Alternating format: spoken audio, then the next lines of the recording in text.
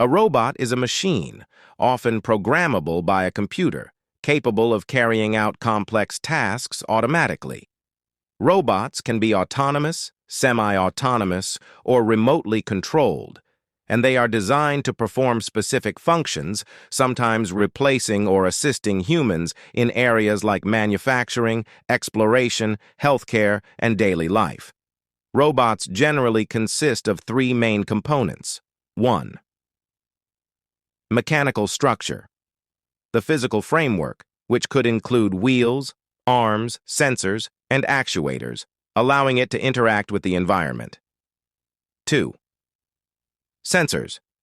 These provide the robot with information about its surroundings, such as light, heat, movement, or pressure, enabling it to make informed decisions. 3. Control system. Typically a computer or microcontroller that processes information from the sensors and sends commands to the mechanical structure to carry out tasks. There are several types of robots, including industrial robots, used in factories for tasks like welding, painting, and assembling. Service robots assist humans in daily life like vacuum cleaning robots, e.g. Roomba. Medical robots aid in surgery, rehabilitation, or patient care. Military robots utilized for surveillance, bomb disposal, and logistics.